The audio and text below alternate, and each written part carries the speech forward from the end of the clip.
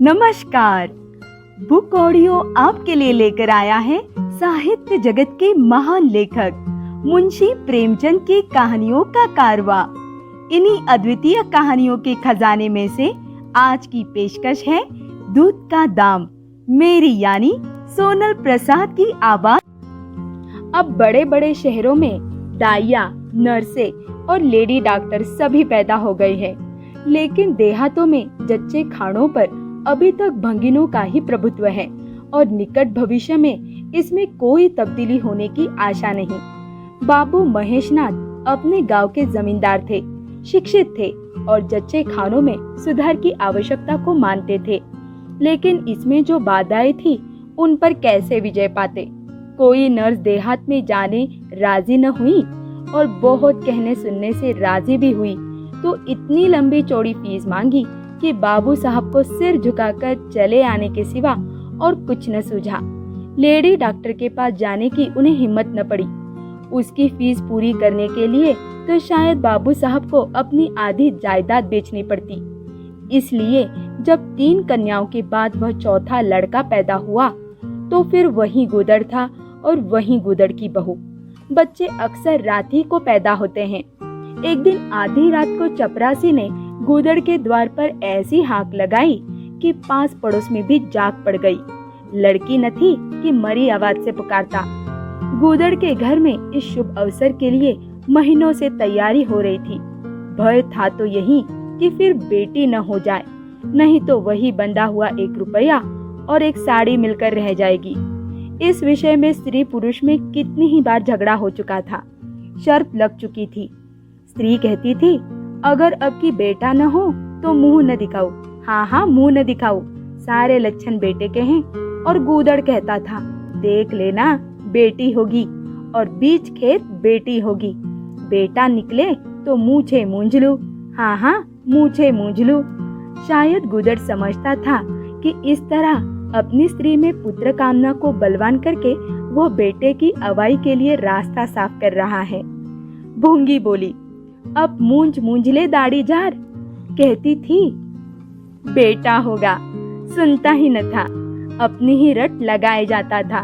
मैं आज तेरी मूछें मूंझूंगी, खूंटी तक तो रखूंगी ही नहीं। गुदड़ ने कहा, अच्छा मूंझ लेना भली मानस, मुझे क्या फिर निकलेगी ही नहीं।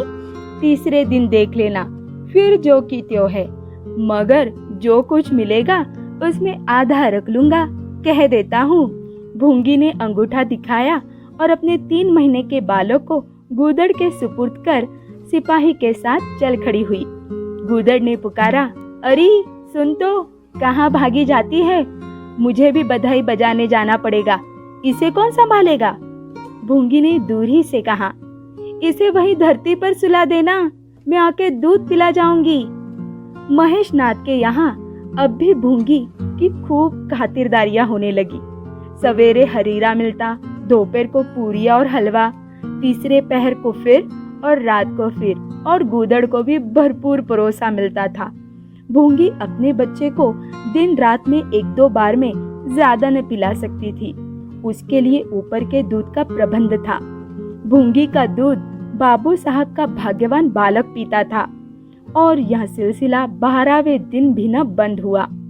मालकिन मोटी ताजी देवी थी, पर अब की कुछ ऐसा सहयोग कि उन्हें दूध हुआ ही नहीं।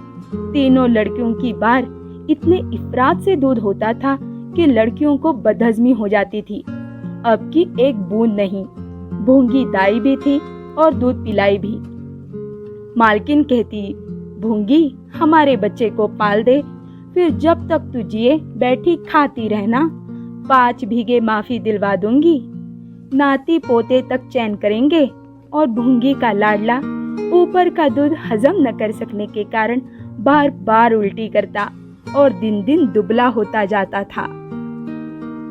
भूंगी कहती, बहूजी मुंडन में चूड़े लूंगी, कह देती हूँ। बहूजी उत्तर देती, हाँ चूड़े लेना भाई, धमकाती क्यों है? चांदी के लेगी या सोने के? वाह बहूजी, चांदी के चूड़े पहन के किसे मुंह दिखाऊंगी और किसकी हंसी होगी? अच्छा सोने के लेना भाई, कह तो दिया। और ब्याह में कंठा लूंगी, और चौधरी गूदड़ के लिए हाथों के तोड़े। वह भी लेना, भगवान वह दिन तो दिखावे। घर में मालकिन के बाद भूंगी का राज्य था। महरिया, महराजिन, नौकर चाकर सब उसका रौब मानते थे। यहाँ तक कि खुद भौजी भी उससे दब जाती थी। एक बार तो उसने महेशनाथ को भी डांटा था, हंसकर टाल गए। बात चली थी भंगियों की।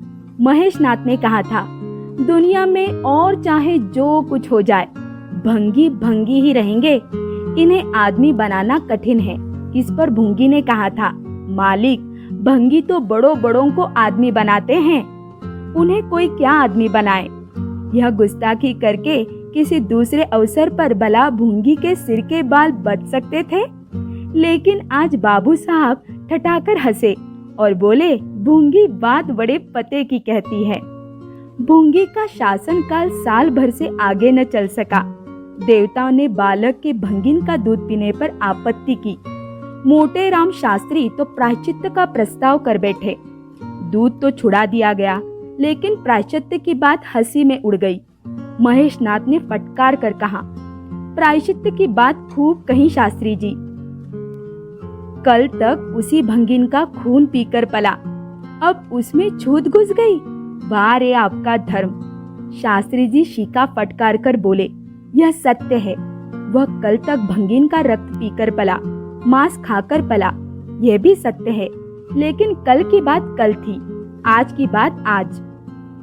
जगन्नाथपुरी में छूत अछूत सब एक पंगत में खाते हैं, पर यहाँ तो नहीं खा सकते। बीमारी में तो हम भी कपड़े पहने खा लेते हैं, खिचड़ी तक खा लेते हैं बाबूजी, लेकिन अच्छे हो जाने पर तो नेम का पालन तो करना ही पड़ता है। आप धर्म की बात न्यारी है, तो इसका यह अर्थ है कि धर्म बदलता रहता है, कभी कुछ कभी कुछ। और क्या, राजा का धर्म अलग, प्रजा का धर्म अलग, अमीर का धर्म अलग, गरीब का धर्म अलग। राजे महाराजे जो चाहे खाए, जिसके साथ चाहे खाए, जिसके साथ चाहे शादी ब्याह करे, उनके लिए कोई बंधन नहीं। समर्थ पुरुष है, बंधन तो मध्य वालों के लिए है। प्रायश्चित तो न हुआ, लेकिन भूंगी को गद्दी से उतरना पड़ा। हाँ, दान दक्षिणा इतनी मिली कि वह अकेले ले न जा सकी, और सोने के चूड़े भी मिले। एक की जगह दो नई सुंदर साड़ियां मामूली नैनसुख की नहीं, जैसे लड़कियों की बार मिली थी। इसी साल प्लेग ने जोर बांध लिया और गूदड़ पहले ही चपेट में आ गया। भूंगी अकेले रह गई, पर गृहस्थी जो की त्यों चलती रही। लोग ताक लगाए बैठे थे कि भूंगी अब गई। फला भंगी से बातचीत हुई, फला चौधरी आए, लेकिन भूंगी न कहीं आई न कहीं गई। यहाँ तक कि 5 साल बीत गए और उसका बालक मंगल दुर्बल और सदा रोगी रहने पर भी दौड़ने लगा। सुरेश के सामने पिद्दी सा लगता था। एक दिन भूंगी महेशनाथ के घर का परनाला साफ कर रही थी। महीनों से गलीच जमा हो रहा था, आंगन में पानी भरा रहने लगा था। परनाले में एक लंबा मोटा बांस डालकर जोर से हिला रही थी। पूरा दाहिना हाथ परनाले के अंदर था कि यकायक उसने चिल्लाकर हाथ बाहर निकाल दिया, और उसी वक्त एक काला सांप परनाले से निकलकर भागा। लोगों ने दौड़कर उसे मार तो डाला, लेकिन भूंगी को न बचा सके। समझे, पानी का सांप है, विष लाना होगा। इसलिए पहले कुछ गफलत की गई। जब विष देह में फैल गया और लहरें आने लगी, तब पता चला कि वह पानी का सांप नहीं, गेहुअन था। मंगल अब अनाथ था। दिन भर महेश बाबू के द्वार पर मंडराया करता। घर में जूठन इतना बचता था कि ऐसे ऐसे 10-5 बालक पल सकते थे। खाने की कोई कमी न थी। हाँ, उसे तब बुरा जरूर लगता था जब उसे मिट्टी के कटोरों में ऊपर से खाना दिया जाता था। सब लोग अच्छे अच्छे बर्तनों में खाते हैं, उसके लिए मिट्टी के कटोरे। यो उसे इस भेदभाव का बिल्कुल ज्ञान न होता था, लेकिन गांव के लड़के चिढ़ा चिढ़ा कर उसका अपमान करते रहते थे। कोई उसे अपने साथ खिलाता भी न था। यहाँ तक कि जिस टाट पर वह सोता था वह भी अछूत था। मकान के सामने एक नीम का पेड़ था। इसी के नीचे मंगल का डेरा था। एक फटा सा टाट का टुकड़ा, 2 मिट्टी के कसूरे और एक धोती जो सुरेश बाबू की उतारन थी। जाड़ा, गर्मी, बरसात, हर एक मौसम में वह जगह 100 आरामदेह थी। और भाग्य का बली मंगल झुलसती हुई लू, गलते हुए जाड़े और मूसलाधार वर्षा में भी जिंदा और पहले से कहीं स्वस्थ था। बस उसका कोई अपना था तो गांव का एक कुत्ता, जो अपने सहवर्गियों के जुल्म से दुखी होकर मंगल की शरण आ पड़ा था। दोनों एक ही खाना खाते, एक ही टाट पर सोते, तबीयत भी दोनों की एक सी थी और दोनों एक दूसरे के स्वभाव को जान गए थे। कभी आपस में झगड़ा न होता। गांव के धर्मात्मा लोग बाबू साहब की इस उदारता पर आश्चर्य करते। ठीक द्वार के सामने 50 हाथ भी न होगा मंगल का पड़ा रहना उन्हें 16 आने धर्म विरुद्ध जान पड़ा। छी, यही हाल रहा तो थोड़े ही दिनों में धर्म का अंत ही समझो। भंगी को भी भगवान ने ही रचा है, यह हम भी जानते हैं। उसके साथ हमें किसी तरह का अन्याय न करना चाहिए, यह किसे नहीं मालूम। भगवान का तो नाम ही पतित पावन है, लेकिन समाज की मर्यादा भी कोई वस्तु है। इस द्वार पर जाते हुए संकोच होता है। गांव के मालिक है, जाना तो पड़ता ही है, लेकिन बस यही समझ लो कि घृणा होती है। मंगल और टामी में गहरी बनती थी। मंगल कहता, देखो भाई टामी, जरा और खिसक के सो, आखिर मैं कहाँ लेटूं? सारा टाट तो तुमने घेर लिया। टामी कू कू करता, दुम हिलाता और खिसक जाने के बदले और ऊपर चढ़ जाता एवं मंगल का मुंह चाटने लगता। शाम को वह एक बार रोज अपना घर देखने और थोड़ी देर रोने जाता। पहले साल फूस का छप्पर गिर पड़ा, दूसरे साल एक दीवार गिरी और अब केवल आधी आधी दीवारें खड़ी थी, जिनका ऊपरी भाग नोकदार हो गया था। यही उसे स्नेह की संपत्ति मिली थी, वही स्मृति थी, ही आकर्षण, वही प्यार उसे एक बार उस उजड़ में खींच ले जाता था और टामी सदैव उसके साथ सोता था। मंगल नोकदार दीवार पर बैठ जाता और जीवन के बीते और आने वाले स्वप्न देखने लगता और बार बार उछलकर उसकी गोद में बैठने की असफल चेष्टा करता। एक दिन कई लड़के खेल रहे थे। मंगल भी पहुंचकर दूर खड़ा हो गया। या तो सुरेश को उस पर दया आई या खेलने वालों की जोड़ी पूरी न पड़ती थी, कह नहीं सकते। जो कुछ भी हो, तजवीज की कि आज मंगल को भी खेल में शरीक कर लिया जाए। यहाँ कौन देखने आता है? क्यों रे मंगल, खेलेगा? मंगल बोला, ना भैया, कहीं मालिक देख ले तो मेरी चमड़ी उधेड़ दी जाए। तुम्हें क्या, तुम तो अलग हो जाओगे। सुरेश ने कहा, तो यहाँ कौन आता है देखने बे? चल, हम लोग सवार सवार खेलेंगे। तू घोड़ा बनेगा, हम लोग तेरे ऊपर सवारी करके दौड़ाएंगे। मंगल ने शंका की, मैं बराबर घोड़ा ही रहूंगा कि सवारी भी करूंगा, यह बता दो। यह प्रश्न टेढ़ा था, किसी ने इस पर विचार न किया था। सुरेश ने एक क्षण विचार करके कहा, तुझे कौन अपनी पीठ पर बिठाएगा? सोच, आखिर तू भंगी है कि नहीं? मंगल भी कड़ा हो गया, बोला, मैं कब कहता हूँ कि मैं भंगी नहीं हूँ, लेकिन तुम्हें मेरी माँ ने अपना दूध पिलाकर पाला है। जब तक मुझे भी सवारी करने को न मिलेगी, मैं घोड़ा न बनूंगा। तुम लोग बड़े चगड़ हो, आप तो मजे से सवारी करोगे और मैं घोड़ा ही बना रहूं। सुरेश ने डांट कर कहा, तुझे घोड़ा बनना पड़ेगा, और मंगल को पकड़ने दौड़ा। मंगल भागा, सुरेश ने दौड़ाया। मंगल ने कदम और तेज किया। सुरेश ने भी जोर लगाया, मगर वो बहुत खा खा कर थुल थुल हो गया था और दौड़ने में उसकी सांस फूलने लगती थी। आखिर उसने रुककर कहा, आकर घोड़ा बन मंगल, नहीं तो कभी पा जाऊंगा तो बुरी तरह पीटूंगा। तुम्हें भी घोड़ा बनना पड़ेगा। अच्छा, हम भी बन जाएंगे। तुम पीछे से निकल जाओगे, पहले तुम घोड़ा बन जाओ, मैं सवारी कर लूं, फिर मैं बनूंगा। सुरेश ने सचमुच चकमा देना चाहा था। मंगल का यह मुकाबला सुनकर साथियों से बोला, देखते हो इसकी बदमाशी, भंगी है ना? तीनों ने मंगल को घेर लिया और उसे जबरदस्ती घोड़ा बना दिया। सुरेश ने चटपट उसकी पीठ पर आसन जमा लिया और टिक टिक करके बोला, चल घोड़े चल। मंगल कुछ देर तक तो चला, लेकिन उस बोझ से उसकी कमर टूटी जाती थी। उसने धीरे से पीठ सिकोड़ी और सुरेश की रान के नीचे से सरक गया। सुरेश महोदय लत से गिर पड़े और भोपू बजाने लगे। माँ ने सुना सुरेश कहीं रो रहा है। सुरेश कहीं रोए तो उनके तेज कानों में जरूर भनक पड़ जाती थी और उसका रोना भी बिल्कुल निराला होता था, जैसे छोटी लाइन के इंजन की आवाज।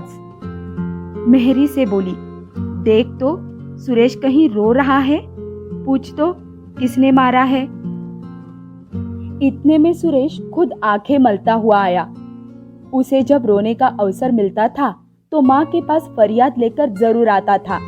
माँ मिठाई या मेवे देकर आंसू पोंछ देती थी।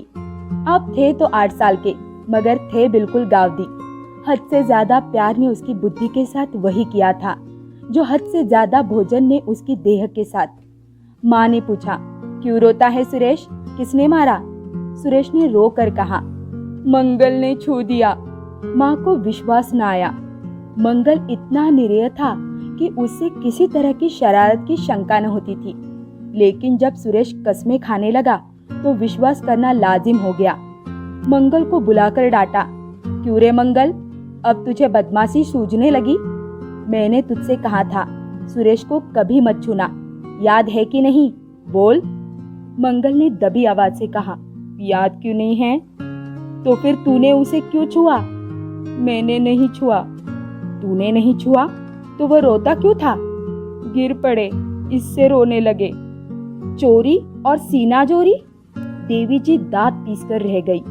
मारती तो उसी दम स्नान करना पड़ता, छड़ी तो हाथ में लेनी ही पड़ती, और छूत का विद्युत प्रवाह इस छड़ी के रास्ते उनकी देह में पेवस्त हो जाता। इसलिए जहां तक गालियां दे सकी दी और हुक्म दिया कि अभी अभी यहाँ से निकल जा, फिर जो इस द्वार पर तेरी सूरत नजर आई तो खून ही पी जाऊंगी। मुफ्त की रोटियां खा खा कर शरारत सूझती है आदि। मंगल में गैरत तो क्या थी, हाँ डर था। चुपके से अपने सकोरे उठाए, टाट का टुकड़ा बगल में दबाया, धोती कंधों पर रखी और रोता हुआ वहां से चल पड़ा। अब वह यहाँ कभी ना आएगा। यही तो होगा कि भूखों मर जाएगा। क्या हरज है, इस तरह जीने से फायदा ही क्या? गांव में उसके लिए और कहाँ ठिकाना था। भंगी को कौन पनाह देता? उसी खंडर की ओर चला जहाँ भले दिनों की स्मृतियां उसके आंसू पोंछ सकती थी, और खूब फूट फूट कर रोया। उसी क्षण टामी भी उसे ढूंढता हुआ पहुंचा और दोनों फिर अपनी व्यथा भूल गए। लेकिन जो जो दिन का प्रकाश क्षीण होता जाता था, मंगल की ग्लानि भी क्षीण होती जाती थी। बचपन को बेचैन करने वाली भूख देह का रक्त पी पी कर और भी बलवान होती जाती थी। आंखें बार बार कसोरों की ओर उठ जाती थी। वहां अब तक सुरेश की झूठी मिठाइयां मिल गई होती, यहाँ क्या धूल फाके। उसने टामी से सलाह की, खाओगे क्या टामी? मैं तो भूखा लेटा रहूंगा। टामी ने कू कू करके शायद कहा, इस तरह का अपमान तो जिंदगी भर सहना है। यो हिम्मत हारोगे तो कैसे काम चलेगा? मुझे देखो न, कभी किसी ने डंडा मारा, चिल्ला उठा, फिर जरा देर बाद दुम हिलाता हुआ उसके पास जा पहुंचा। हम तुम दोनों इसलिए बने हैं भाई, मंगल ने कहा। तो तुम जाओ, जो कुछ मिले खा लो, मेरी परवाह न करो। टामी ने अपनी श्वान भाषा में कहा, अकेला नहीं जाता, तुम्हें साथ लेकर चलूंगा। मैं नहीं जाता तो मैं भी नहीं जाता। भूखों मर जाओगे तो क्या तुम जीते रहोगे? मेरा कौन बैठा है जो रोएगा? यहाँ भी वही हाल है भाई। क्वार में जिस कुतिया से प्रेम किया था उसने बेवफाई की और अब कल्लू के साथ है। खैरियत यही हुई कि अपने बच्चे लेती गई, नहीं तो मेरी जान गाढ़े में पड़ जाती। 5-5 बच्चों को कौन पालता? एक क्षण के बाद भूख ने एक दूसरी युक्ति सोच निकाली। मालकिन हमें खोज रही होगी क्या टामी? और क्या, बाबूजी और सुरेश खा चुके होंगे। कहर ने उनकी थाली से जूठन निकाल लिया होगा और हमें पुकार रहा होगा। बाबूजी और सुरेश दोनों की थालियों में घी खूब रहता है और वह मीठी मीठी चीज, हाँ मलाई, सबका सब घूरे पर डाल दिया जाएगा। देखे, हमें खोजने कोई आता है? खोजने कौन आएगा? क्या कोई पुरोहित हो? एक बार मंगल मंगल होगा और बस थाली परनाले में उड़ेल दी जाएगी। अच्छा तो चलो चले, मगर मैं छिपा रहूंगा। अगर किसी ने मेरा नाम लेकर न पुकारा तो मैं लौट आऊंगा, यह समझ लो। दोनों वहां से निकले और आकर महेशनाथ के द्वार पर अंधेरे में दबक कर खड़े हो गए। मगर टॉमी को सब्र कहाँ, वह धीरे से अंदर घुस गया। देखा, महेशनाथ और सुरेश थाली पर बैठ गए हैं। बरोठे में धीरे से बैठ गया, मगर डर रहा था कि कोई डंडा न मार दे। नौकर में बातचीत हो रही थी। एक ने कहा, आज मंगलवार नहीं दिखाई देता, मालकिन ने डांटा था, इससे भागा है साहिब। दूसरे ने जवाब दिया, अच्छा हुआ निकाल दिया गया, सवेरे सवेरे भंगी का मुंह देखना पड़ता था। मंगल और अंधेरे में खिसक गया। आशा गहरे जल में डूब गई। महेशनाथ थाली से उड़ गए। नौकर हाथ धुला रहा है। अब हुक्का पिएंगे और सोएंगे। सुरेश अपनी माँ के पास बैठा कोई कहानी सुनता सुनता सो जाएगा। गरीब मंगल की किसे चिंता है? इतनी देर हो गई, किसी ने भूल से भी न पुकारा। कुछ देर तक वह निराश सा वहां खड़ा रहा। फिर एक लंबी सांस खींचकर जाना ही चाहता था कि कहर पत्तल में थाली का जूठन ले जाता नजर आया। मंगल अंधेरे से निकलकर प्रकाश में आ गया। अब मन को कैसे रोके? कहर ने कहा, अरे तू यहाँ था? हमने समझा कि कहीं चला गया। ले खा ले, मैं फेंकने ले जा रहा था। मंगल ने दीनता से कहा, मैं तो बड़ी देर से यहाँ खड़ा था। तो बोला क्यों नहीं? मारे डर के। अच्छा ले खा ले। उसने पत्तल को ऊपर उठाकर मंगल के फैले हुए हाथों में डाल दिया। मंगल ने उसकी ओर ऐसी आंखों से देखा जिसमें दीन कृतज्ञता भरी हुई थी।